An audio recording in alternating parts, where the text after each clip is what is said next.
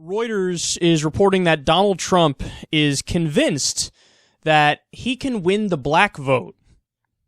He really believes it. They say, quote, Trump spoke in South Carolina at a meeting of the Greater Charleston Business Alliance, which supports minority businesses and is affiliated with the South Carolina African American Chamber of Commerce. Let me pause here to let everybody know. Even though that is true, the room was half full, and it was almost all white people. Addicting Info had a separate article about that where they laid that out. So, yeah, he did speak to this group that's aligned with the African American Chamber of Commerce, but not that many black people around. So they continue here and say he cited a recent poll from the firm Survey USA that showed him getting support from 25% of black respondents against Hillary Clinton. So here are his specific comments on this. Generally, Republicans do not do well with African Americans. I have a lot of friends, African Americans in New York. They say, you're going to get most of the vote. I was actually disappointed with just the 25%. Okay, now, most pundits here will point this out and maybe do a little tongue-in-cheek laughter and say, haha, yeah, I'm sure you're going to get it.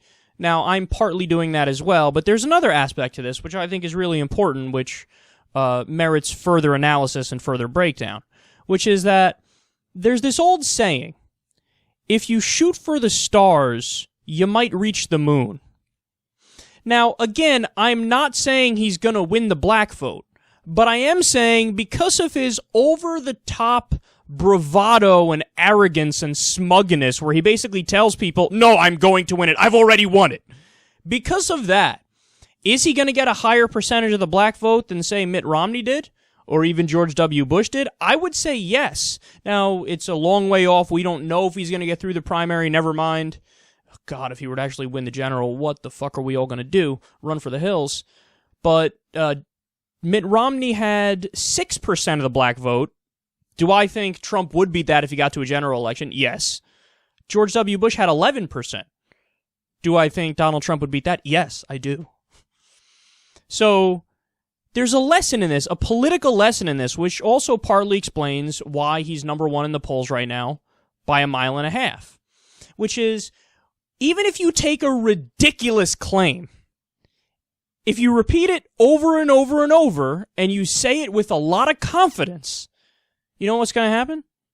A lot of people are going to start to believe it. And a lot of people are going to start to follow you.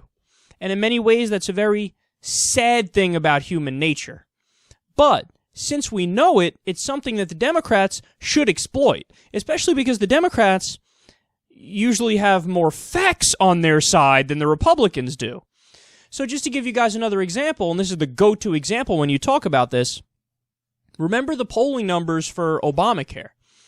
So after Obamacare was implemented, or after it was passed, I should say, the Republicans just waged an all-out assault on it, just a non-stop 24/7 campaign of going on all the different media shows and saying there are death panels, they're going to kill your grandma, you don't have control over your doctor anymore, government takeover of healthcare.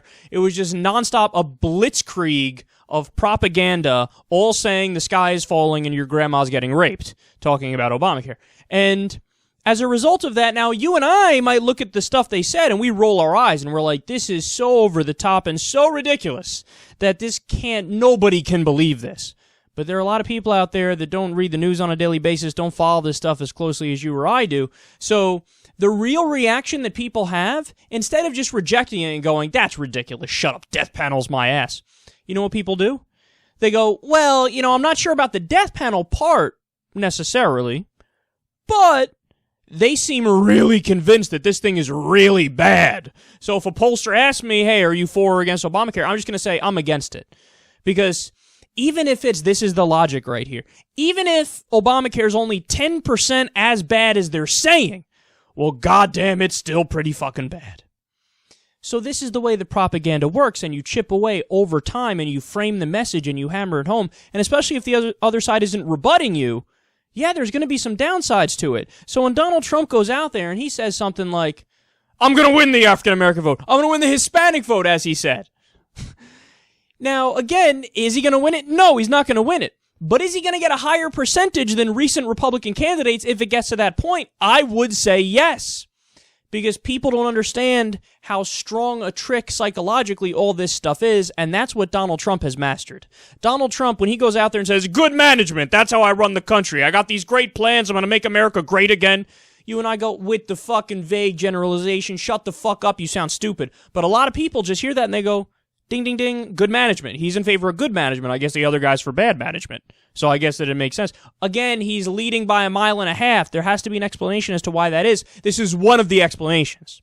The other one, of course, is that he actually consistently has been speaking out against corruption, which is amazing that a billionaire whose daddy was rich and he inherited a lot of his money, he's got 1 trillion problems, but he's the guy to speak out against corruption. That's one of the main reasons why he's doing well also. But I'm telling you, this is something that works in the long run, and the Democrats should steal it to try to hammer home good policies. If you start a propaganda campaign, I know that word has negative connotations to it, but if you do it for the right things, it makes sense. If you do a propaganda campaign starting today for increasing the minimum wage, man, you're going to make it really fucking hard for the Republicans to vote against it, lest they get their asses whooped in the next election. So you give them an option. You either vote for a minimum wage increase or bye-bye to your political career. This is how you frame the debate. This is how you frame the discussion. And there's a lesson in Donald Trump's over-the-top arrogance. But just for the icing on the cake here, let me tell you guys this. In a Quinnipiac University poll released in August, Trump only got 3% of the black vote. So, again, keep things in perspective. This mindset is effective at helping with what he wants, so he will get more of the black vote, more of the Hispanic vote, and whatever he wants because he frames it so strongly. But it's still not a cure-all, so there's a lot else that goes into the picture as well.